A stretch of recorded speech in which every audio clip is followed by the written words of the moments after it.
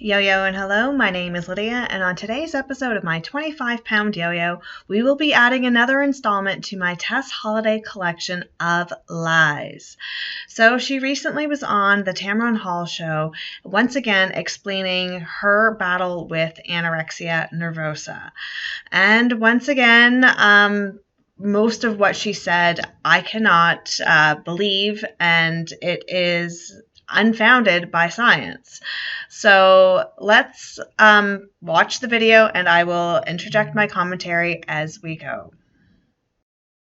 Please welcome Tess Holliday to the show.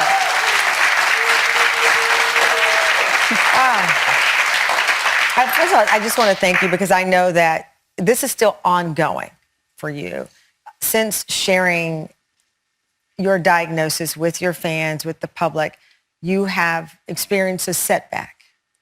What happened after you shared the news? Well, I wasn't quite expecting it to blow up in the way that it did. I wasn't expecting everyone to talk about it around the world for weeks and months even.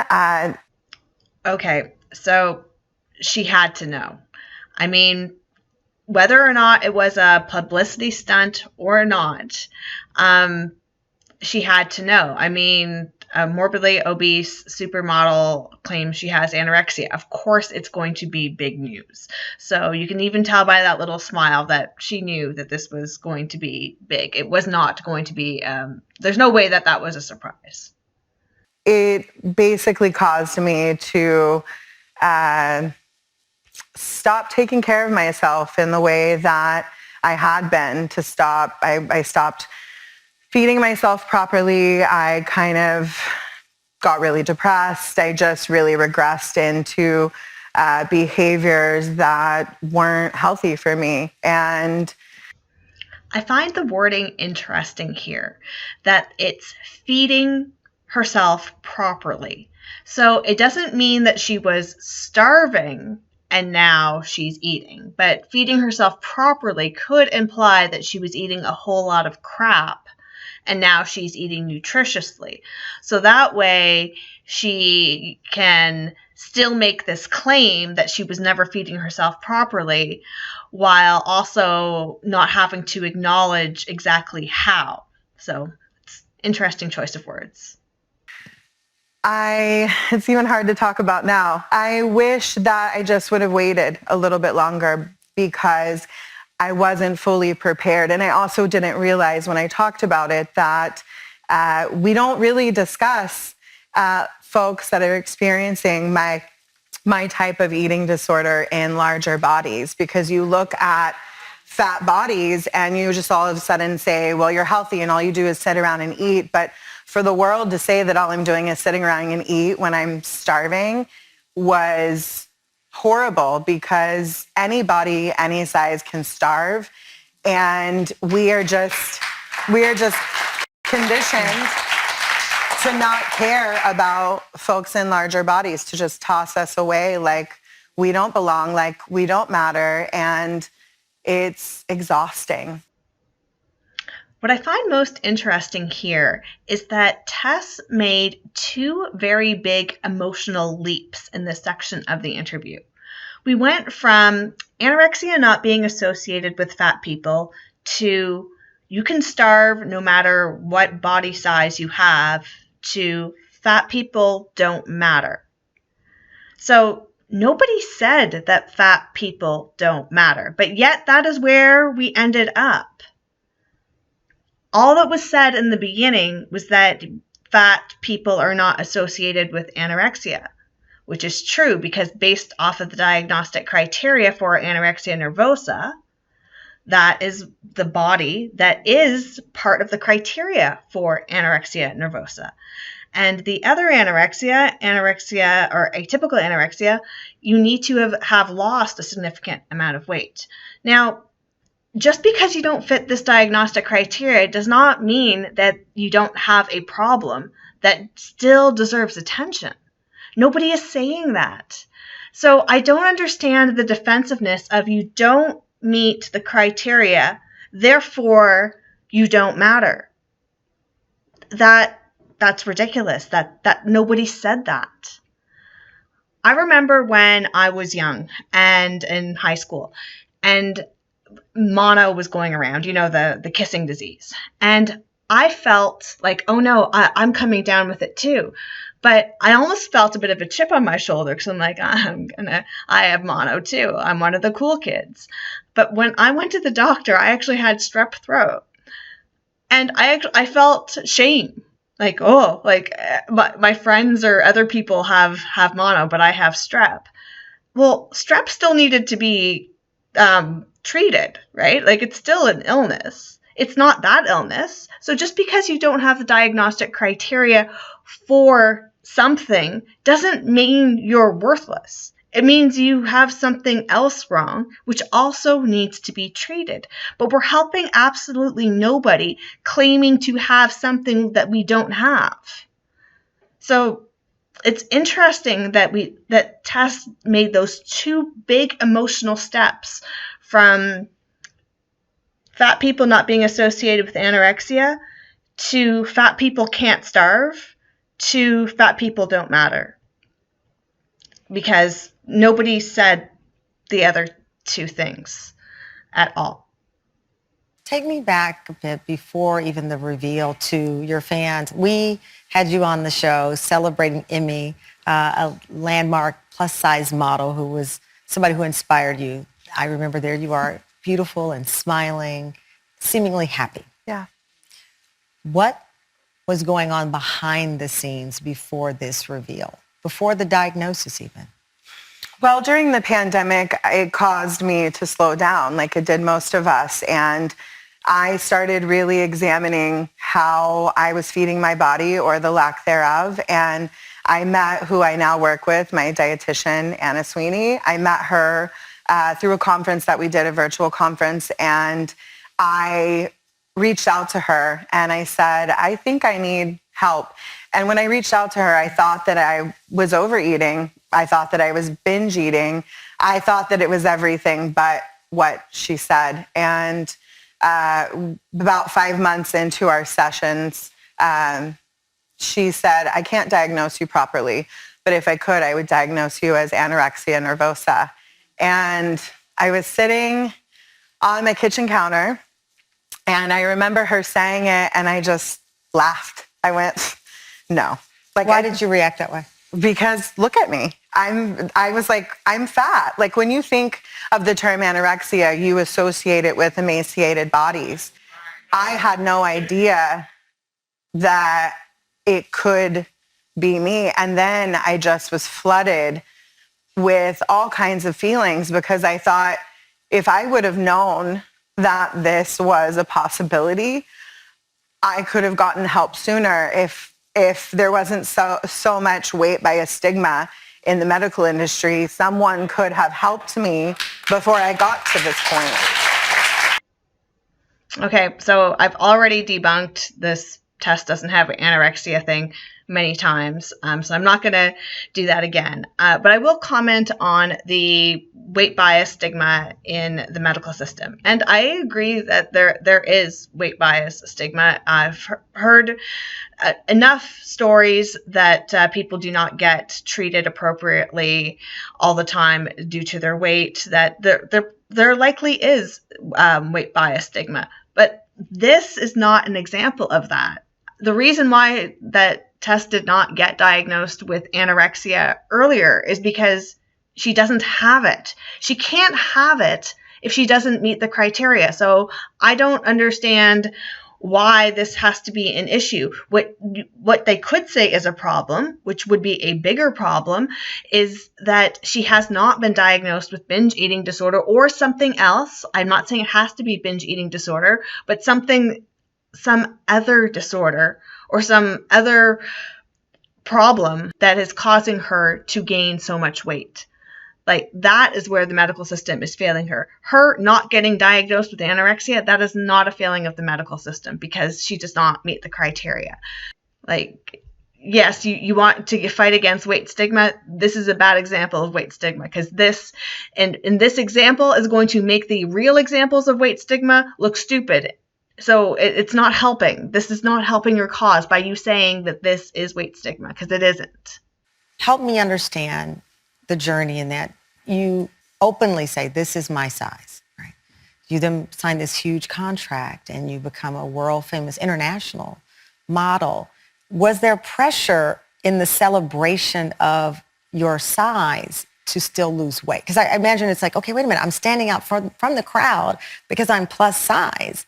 There was never a necessary desire to be thin. It was, if I really break it down, it was that I felt like I didn't deserve to eat.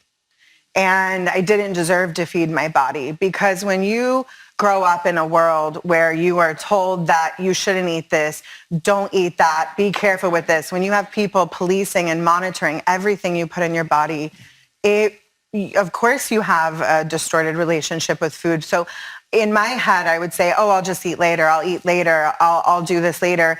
And it wasn't until I actually got the diagnosis that I started realizing, wait, I don't feed my body properly, and I feed everyone around me, and I leave nothing for myself. Feeling like you don't deserve to eat is horrible. Nobody deserves to feel that way. But that is not anorexia. That to me sounds more like trauma. But it doesn't sound like anorexia, which again doesn't mean that it's any less worthy of being treated. That feeling of not being worthy to eat is from some sort of childhood trauma that you need help navigating. But it's not anorexia. In order for that not eating fear to be anorexia, it has to be related to the fear of getting fat. That is what the definition of anorexia is. So just because, again, we don't meet the criteria of the why we don't want to eat doesn't mean that it deserves any less treatment. It's just not the thing that you think it is. Yeah, I have to tell you, you took me aback when you said I didn't deserve to eat. You know, I can't imagine having people watching me eat, judging what I eat. And that is what you experience. Yeah, because people just look at me and they're like, oh, just go eat another Big Mac. And I'm like, baby, I just had my first Big Mac a month ago. But they make these assumptions. Yes, they make these assumptions that I am not taking care of my body in the way that I feel is best. And it was the opposite, because you were the opposite. Yes, eating healthy. I was trying to do what I felt like I needed to do that was best for my body, and that was restricting, I wasn't feeding my body. And when I started feeding my body, I love Pilates, and I do it all the time. And I noticed that my body started changing, and I thought to myself, how am I losing weight while I'm feeding my body and moving my body? I didn't understand. And it's because for the first time, I was nourishing my body in a way that I hadn't before. I do agree that it's not fair to say that you can tell what someone does just by looking at them. I do think it is fair to say that I can guess roughly how many calories someone is consuming in a day by looking at them, though. Because in order to support body weight of 400 pounds, you've got to be consuming at least 4,000 calories a day, anywhere between 4,000 to 5,000 calories a day. So I agree, it isn't fair to judge someone and say all they do is sit around and eat if they're fat. But you can be busy all day and then still consume 4,000 calories at night, which contribute to your weight gain. So you can deduce that, yes, you eat a lot. And when I say a lot, it doesn't even have to be voluminous. If you eat a lot of high calorie dense foods, it's actually quite easy to eat that many calories. I'm sure if you did it in something like almonds or cashews and like high calorie nuts, it wouldn't take that much volume to eat that many calories, and then you would be overweight or maintain that weight very easily. So it's not a criticism of how you live your life, but you can make a judgment on calorically how much someone eats by looking at them, because unless they know how to defy the laws of thermodynamics, it is calories in, calories out. When you were dealing with the more difficult days before the diagnosis, would you go a day, 2 days without eating? Yes, I would have coffee. I would sometimes eat in the evening. I would have bits of whatever was laying around. I'd grab like maybe a handful of nuts. And that's part of why I came on here, because I want people to hear me when I'm saying, because there's so many people that have come forward since I've talked about this saying, I do that too. And I want people to hear me when I'm saying that, like, this wasn't something that I was just mindfully doing to restrict and to be smaller. I didn't know that what I was doing was wrong. And I didn't know that it wasn't okay, because it was so deeply ingrained in me from such a young age that, that to not trust myself and my own instincts, and to not trust that I know how to feed my body. On a serious note, she's right. I'm glad that people have spoken up and say, hey, I do this too. There should be communities for people to be able to relate to the things that they struggle with. I think that's a great thing. But this is the wrong umbrella for this. People should be able to speak up about the things that they're struggling with, especially around food and any sort of disordered patterns, and get the help that they can to have food freedom or to normalize some of the behaviors that they have around food. But doing this and saying that it's something that it isn't, well, that's good for nobody. Did your children or did people around you notice? Yes. Yeah. I hope my 16-year-old doesn't mind me saying this, but my older son is just the sweetest, and he would ask me, and still does, he'll message me and he'll say, hey, have you eaten today? Oh. And you don't want your kids to be asking you that. It's but at the same time, we don't have secrets in my household. I'm very transparent and open, and I make sure that when my kids tell me they're full, that's it. I don't push it. I don't want my children to grow up thinking that they don't know what's best for their bodies. A few things here. First of all, I think that it's really sweet that her son checks in on her to make sure that she's eating. That's a good boy there. And I actually do think that it is a good idea for her to be reminded to eat, because I suspect that she struggles with binge restrict. So if she gets reminded to eat, it'll likely prevent her from binging later. So even though she's masking this as something she needs assistance with for anorexia, I think it's more of binge restrict. But it's no matter what the reason is, I know this is helpful advice for someone like her. But that last sentence, I don't want my children to grow up thinking that they don't know what's best for their body. Well, that depends. Are they going into medicine, nutrition, biology, something, health sciences? I mean, I understand that there is some instinct and intuition at play, but unless you're properly educated, can you honestly say that you do know better? Well, because if you did, well, why do we have doctors? Why do we ask professionals for help if we so-called know better? So I disagree with that. That didn't make any sense to me at all. How is it affecting your day-to-day? The saying, if mama's not happy, nobody's happy.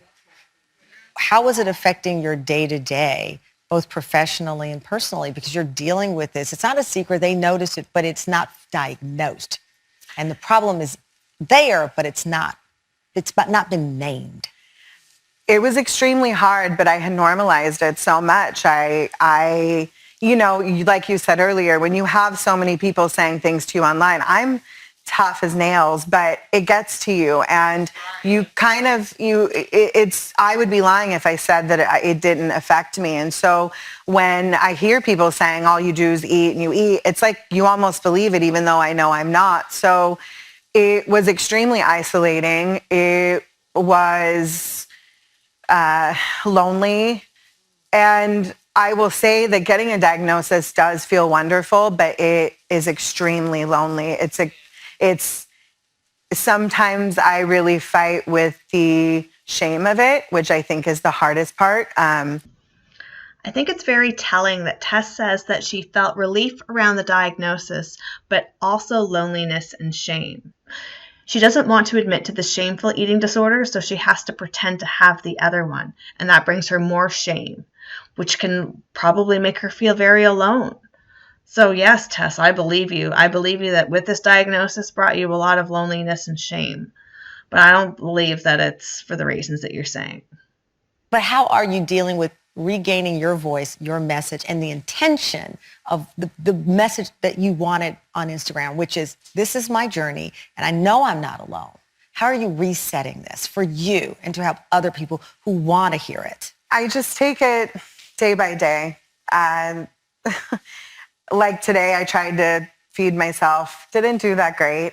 And like one of your guests said earlier, I just try to be gentle with myself. I try to remind myself that how I'm feeling, if I'm having these bad feelings, is temporary. And I also take, I take immense pride in the fact that I understand that I was given this platform originally for modeling. Not given, I busted my ass. I don't know if I can say ass. I busted my butt to get here. But I feel immense gratitude and pride that I am able to sit here with you and talk about such hard things and know that there's somebody on the other side that feels less alone, that maybe says to themselves, I'm going to get help, asks for help, starts taking care of themselves in the way that they deserve. Because, you know, plus size or not, everybody deserves food. Everybody deserves to eat. You know, we deserve to take care of ourselves. And we deserve to live. We all deserve to eat. And I truly believe this is a struggle that Tess has. But there's two ways that this conversation can go, and with two different outcomes. One is you tell yourself you don't deserve to eat. You agree you don't deserve to eat, and then you don't eat. And then you starve and you lose weight. Or you tell yourself you don't deserve to eat. You agree, I don't deserve to eat. You don't eat, but then you get really, really hungry, and then you turn around and you binge. So things can go both ways. Both are unhealthy. The don't eat, starve, the binge eat and gain weight, both are unhealthy, but they are not the same. Without judgment. We do. Yes. That's the biggest thing in all of this. Are you currently in therapy? How often are you in treatment? So I see my dietitian once a week, and then I have my therapist once a week. And I have a lot of people in my life who lovingly just nudge me along the right path. And yeah, I'm doing it. You are doing it. You're doing it. Well, this actually ends on a good note. I'm glad to see that Tess is getting help and that she's in therapy. Therapy helps us better understand ourselves, heal old wounds, and make better choices.